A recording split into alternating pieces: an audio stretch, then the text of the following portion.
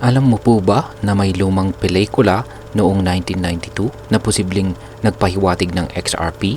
Halos 20 years bago pa ito opisyal na mai-launch. Oo, tama po ang narinig ninyo. Ang pelikulang ito ay may title na Sneakers. Yan, isang techno-thriller tungkol po sa cryptography at saka espionage. At yan po, biglang naging usap-usapan sa XRP community ngayong taong 2025. Pero coincidence lang ba talaga ito o may mas malalim na kahulugan? Kaya sa video na ito ay pag-uusapan po natin ang misteryosong eksena sa pelikula kung saan ay nabanggit ang salitang XRP, ang posibleng koneksyon nito sa Federal Reserve at ang mga haka-haka na lumalaganap ngayon dito sa mundo ng crypto. Kaya alamin po natin kung ito ba ay isang prophecy o simpleng pagkakataon lamang. At ayan, bago po tayo magpatuloy ay pakibasa po muna ang disclaimer dito sa ibaba ng ating screen.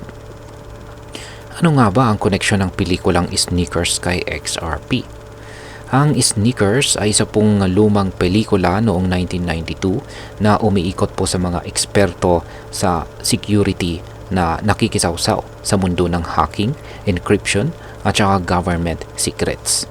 Pero kamakailan lang, isang kilalang XRP enthusiast na si Metaman ang nagbahagi ng eksenang tumatak sa maraming crypto funds. Isa pong computer screen na nagpapakita ng Federal Reserve Transfer Note at sa ilalim nito ay isang option na tinatawag na International Telelink Access XRP 521723. Yan, meron po silang ibinahagi rito na screenshot. Yan, screenshot po sa pelikula. Ayan. Ayan, code. Yan, parang code lean XRP-262. Yan, nagulat ang marami dahil po sa XRP na yan na ating alam na inilaunch pa noong taong 2012. At yan, tila na-mention dito po sa pelikula 2 dekada bago po ito nabuo. Dahil dito ay napaisip po ang XRP community na ng hula. Yan, hula lang ba talaga ng pelikula ang hinaharap na ito o aksidente lamang ito or coincidence lamang? Ngayon ay ano po ang sabi ng AI na si Grok tungkol dito? Isa pong community member ng XRP na si German Wet ang nagtanong kay Grok, isang advanced na AI chatbot tungkol po sa eksenang ito ng pelikula. At ayon po kay Grok, ang XRP-262 o XRP-521-723 ay maaring code o protocol na ginagamit sa international financial communication, gaya po ng wire transfers o foreign exchange. Ibig sabihin ay pwedeng simbolo ito ng global connectivity sa finance, kung saan ay kilala ngayon si XRP bilang mabilis at saka murang paraan ng cross-border payments.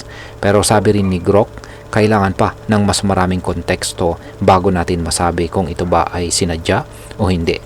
Kaya sa ngayon ay usap-usapan lang ito pero nakaka-excite na isipin, di po ba?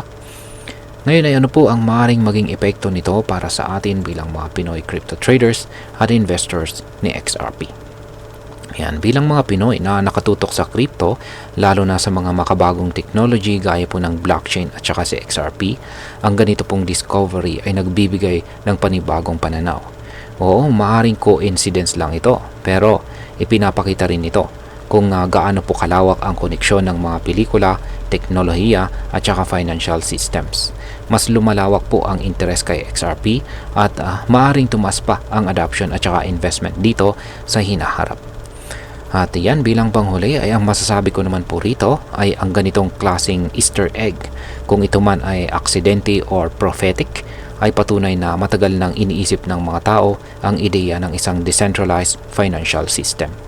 Hindi man sinasadya, nakakatuwang isipin na may mga signs na parang pinapakita sa atin ang future kahit pa sa pelikula.